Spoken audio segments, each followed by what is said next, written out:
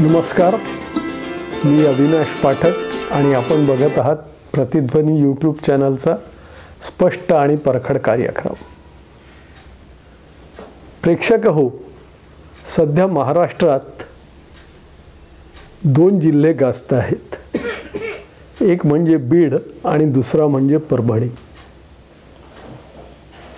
त्यातही परभणीचा इशू आता थोडा थंडावल्यासारखा दिसतो आहे. मात्र बीडचं प्रकरण हे कायम तापतेच आहे. एका सरपंचाच्या हत्येमुळे तापलेलं वातावरण आज आता 2 जातींमधल्या संघर्षात त्याचं रूपांतर होईल की काय, असं एक चित्र दिसतं आहे.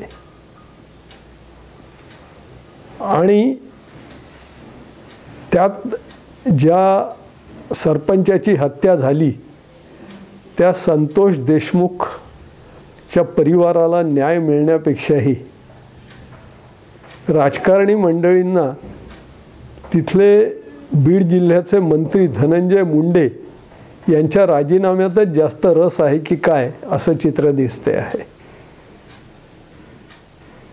आता या प्रकारावर थोडा प्रकाश टाकायचा झाला तर थोडं विस्ताराने हे प्रकरण सांगावं लागेल.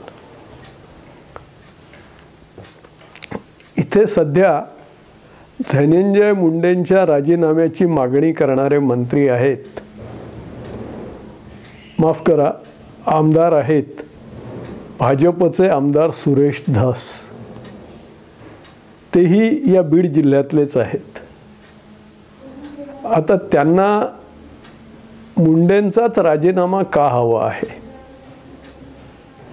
तर तिथल्या स्थानिक लोकांच्या म्हणण्यानुसार इथे धस आणि मुंडे यांच्यात असलेली जुनी खुन्नस.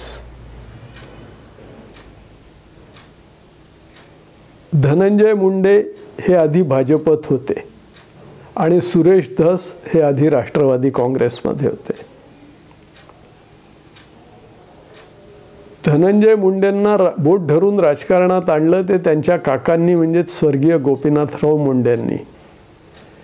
आणि गोपीनाथरावांनी ज्यावेळी धनंजयला राजकारणात पुढे आणलं त्याच काळात सुरेश धस हे राष्ट्रवादी काँग्रेसचे कार्यकर्ते, आमदार म्हणून तिथे कार्यरत होते.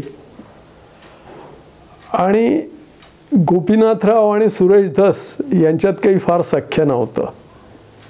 असं म्हणतात गोपीनाथरावांनी आपलं सत्तेतलं वजन वापरून सुरेश धस आणि त्यांच्या परिवाराला बराच त्रासही दिला होता.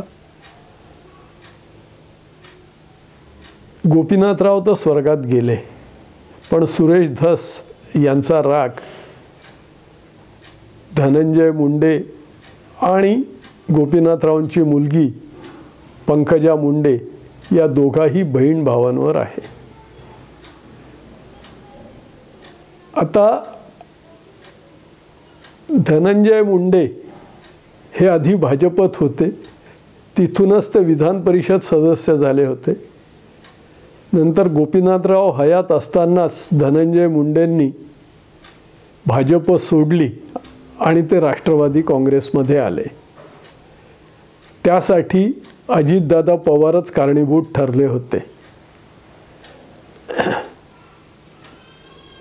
त्यानंतर धनंजय मुंडे हे विधान परिषदेतच होते ज्यावेळी महाराष्ट्रात भाजप शिवसेना युतीचं सरकार आलं आणि देवेंद्र फडणवीस मुख्यमंत्री झाले.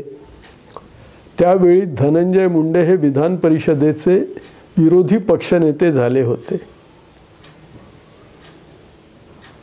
नंतर धनंजय मुंडे हे उद्धव ठाकरे मंत्रिमंडळात मंत्रीही झाले. नंतर 2022 मध्ये अजित पवारांबरोबर त्यांनी राष्ट्रवादी काँग्रेस सोडली आणि अजित पवारांच्या राष्ट्रवादी काँग्रेसमध्ये येऊन ते मंत्री झाले. आता त्यांची आणि भाजपची युती असल्यामुळे ते आणि पंकजा दोघंही खांद्याला खांदे लावून लढले आणि दोघंही विजयी झाले. त्यातला ते दोघांचाही लक्षणीय विजय झाल्यामुळे दोघांनाही मंत्रिपदही मिळालं. आणि ही सगळी प्रक्रिया सुरू असतानाच 9 डिसेंबरला संतोष देशमुख या बीड जिल्ह्याच्या केज तालुक्यातल्या मस्साजोग या गावाच्या सरपंचाची हत्या झाल्याची बातमी पुढे आली. त्याचा मृतदेह छिन्न विछिन्न अवस्थेत सापडला. त्याच्या आधी 8 डिसेंबरला त्याचं अपहरण झालं होतं. आता हे अपहरण कोणी केलं, कशामुळे झालं, त्यामागे काय कारणं होती, हे त्यावेळी नाही तरी नंतर हळूहळू पुढे यायला लागलं. बीड जिल्ह्यात मसाजोग जवळ आवादा कंपनीनी एक पवनचक्की उभी केली आहे आणि त्या पवनचक्कीच्या कंत्राटदारांकडून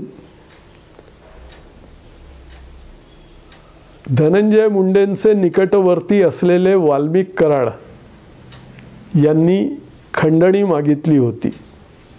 ती खंडणी 2 कोटी रुपयाची होती.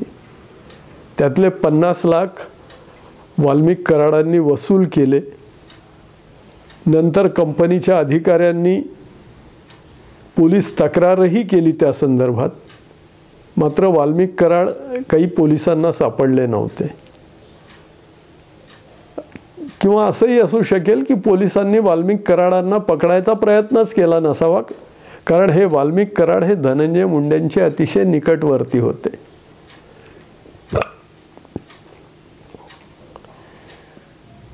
ज्यावेळी संतोष देशमुखांची हत्या झाली त्यावेळी हे सगळं प्रकरण पुढे आलं. आता संतोष देशमुखांची हत्या का झाली, तर सकृतदर्शनी जे कारण कळतं आहे की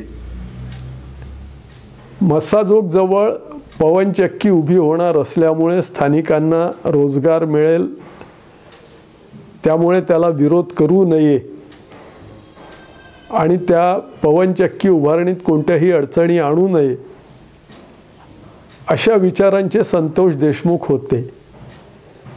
त्यामुळे ज्यावेळी वाल्मिक कराडचे गुंड तिथे त्या कामात अडथळा आणायला आले त्यावेळी संतोष देशमुख आणि त्याच्या सहकाऱ्यांनी त्यांना पिटाळून लावण्याचा प्रयत्न केला होता. त्या रागातून हे सगळं हत्याकांड झालं असावं असं बोललं जाते आहे. या प्राथमिक तपासावर संतोष देशमुखांच्या भावाच्या धनंजय देशमुखच्या तक्रारीवरून स्थानिक पोलिसांनी काही व्यक्तींना जे वाल्मिक कराडचे निकटवर्ती होते आणि जे त्या गुन्ह्यात असल्याचा संशय होता त्यांना अटकही केली आहे. आता पोलीस चौकशी चालू आहे. मात्र हा प्रकार झाल्यावर विधानसभेत सुद्धा सुरेश धस यांनी हे प्रकरण जबरदस्त लावून धरलं आणि त्यांचा एकच आग्रह होता की धनंजय मुंडेंनी मंत्रिपदाचा राजीनामा द्यावा. आता मंत्रिपदाचा राजीनामा का द्यायचा, तर ते वाल्मिक कराडचे निकटवर्ती आहेत म्हणून. या घटकेला तरी धनंजय मुंडेंचा या गुन्ह्यात कुठेही अर्थार्थी संबंध आहे हे समोर आलेलं नाही. तरीही विधानसभेत मागणी केली तिथपासून तर आज गायत आज हा व्हिडिओ रेकॉर्ड होण्यापूर्वी एक साधारणतः सुमारे तास दीड तासापूर्वी सुरेश धस आणि काही इतर त्या जिल्ह्यातले नेते हे राज्यपालांनाही भेटून आले आहेत आणि तिथेही त्यांनी धनंजय मुंडेंच्या राजीनाम्याची मागणी केली आहे. आत्ताच त्यांनी चॅनलवर बोलताना सांगितलं की आम्ही मुख्यमंत्र्यांनाही भेटणार आहोत आणि धनंजय मुंडेंच्या राजीनाम्याची मागणी करणार आहोत. यापूर्वी बीड, केज, लातूर, परभणी, पुणे अशा सगळ्या ठिकाणी मोठमोठे मोर्चे निघाले आणि त्यातही यांनी धनंजय मुंडेंच्या राजीनाम्याचीच मागणी केली. जर तुम्हाला राजीनामा घ्यायचा नसेल तर त्यांना बिना खात्याचे मंत्री ठेवा. आता इथे प्रश्न असा येतो की धनंजय मुंडेंकडे अन्न आणि औषधी प्रशासन आहे आणि या तपासाची चौकशी करण्याचं काम गृह खात्याकडे असते. त्यामुळे आपलं खातं सोडून ते इथे दबाव आणतील का, हाही एक प्रश्नच आहे. पण तरीही यांची मागणी ही चालूच आहे. आता इथे अजून काही प्रश्न निर्माण होतात की अजून चौकशीत म्हणजे या प्रकरणाची उच्चस्तरीय चौकशी करण्याचे आदेश मुख्यमंत्र्यांनी दिले आहेत. हे प्रकरण CID कडे सोपवलं आहे, SIT नेमली आहे, त्याची चौकशी चालू आहे. वाल्मिक कराड सुद्धा अटकेत आला आहे. मग अशा वेळी आज छगन भुजबळांनी माध्यमांशी बोलताना जे मत व्यक्त केलं की अजून कोणत्याही प्रकाराने या प्रकरणात धनंजय मुंडेंचा थोडा तरी सहभाग आहे असं कुठे जर दिसून आलं तर त्यांचा राजीनामा घ्या, अन्यथा नुसते ते आणि कराड यांचे जवळचे संबंध आहेत म्हणून राजीनामा मागण्याची गरज नाही. त्याचवेळी भुजबळांनी हेही सांगितलं की अशाच प्रकारात तेलगी प्रकरणात माझाही राजीनामा मागितला होता, माझी CBI चौकशी झाली, त्यात काहीही निष्पन्न झालं नाही, अकारण मी आणि माझ्या कुटुंबियांना मनस्ताप झाला. त्यातून निष्पन्न काय झालं, काहीच नाही. त्यामुळे असं साप समजून भुईला धोपटणं चुकीचं आहे, हे भुजबळांनीही आज सांगितलं आहे. आता हे जे मोर्चे निघाले त्यातल्या 2-3 मोर्चांमध्ये मराठा नेते मनोज जरांगे पाटील हे सुद्धा सहभागी झाले होते. नंतर माहिती घेतली तेव्हा सांगण्यात आलं की सुरेश धस हे सुद्धा मराठा समाजाचेच आहेत, संतोष देशमुख हे सुद्धा मराठा समाजाचेच होते आणि धनंजय मुंडे, पंकजा मुंडे हे वंजारा समाजाचे आहेत. वंजारा हा त्या भागातला आदिवासी समाज आहे. आता मराठ्यांचे एवढे मोर्चे निघाले आणि त्यांनी धनंजय मुंड्यांवर भरपूर तोंडसुख घेतलं, नको नको ते आरोप केले. आता कालच माध्यमांवर वारंवार एक व्हिडिओ दाखवला जात होता की केजला आणि बीडला वंजारा समाजाचे नागरिक एकत्र होऊन आता सुरेश धस आणि मनोज जरांगेंवरही गुन्हे दाखल करा कारण त्यांनी आमच्या समाजाची बदनामी केली आहे अशी मागणी करत आहेत. म्हणजेच काय तर इथे संतोष देशमुखच्या हत्येत न्याय मिळावा यापेक्षाही आता हा मराठा विरुद्ध वंजारा असा संघर्ष उभा होणार की काय अशी चित्र दिसायला लागली आहेत. म्हणजे एका सरपंचाची हत्या होणं हा दुर्दैवी प्रकारच आहे, पण त्याच्या चौकशीची आणि आरोपींना फाशीची शिक्षा व्हावी यासाठी मागणी करता करता तुम्ही जातीयवादावर कधी आणि कसे सरकलात हे तुमच्याही लक्षात आलं नाही. याचं भान या कोणत्याही राजकीय नेत्यांना राहिलं नाही. मग ते सुरेश धस असोत, प्रकाश सोळंके असोत, मनोज जरंगे पाटील असोत किंवा जितेंद्र आव्हाड असोत.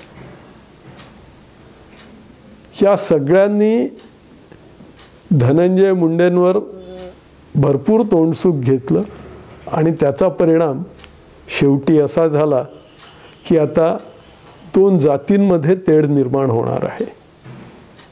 प्रेक्षक हो, हे कितपत योग्य आहे? आज आम्ही या देशात सर्वधर्म समभावाच्या गोष्टी करतो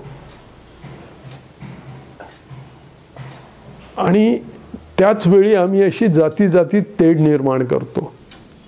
हे पटतंय का तुम्हाला? याचाही विचार केला पाहिजे. महाराष्ट्र हा सुजाण सुसंस्कृत नागरिकांचा प्रांत आहे. त्यामुळे असे प्रकार टाळायलाच हवेत. अन्यथा महाराष्ट्राचा बिहार व्हायला वेळ लागणार नाही. प्रेक्षक हो, हा व्हिडिओ तुम्हाला कसा वाटला ते अवश्य कळवा. तुम्हाला व्हिडिओ आवडल्यास लाईक करा, इतरांनाही तो शेअर करा आणि त्यांना सुद्धा आवडला असल्यास लाईक करायला सांगा. आपण प्रतिध्वनी यूट्यूब चॅनल सबस्क्राईब केलं असेलच, त्याबद्दल धन्यवाद. केलं नसल्यास त्वरित सबस्क्राईब करा आणि इतरांनाही हा व्हिडिओ फॉरवर्ड करून चॅनल सबस्क्राईब करायला सांगा. नमस्कार.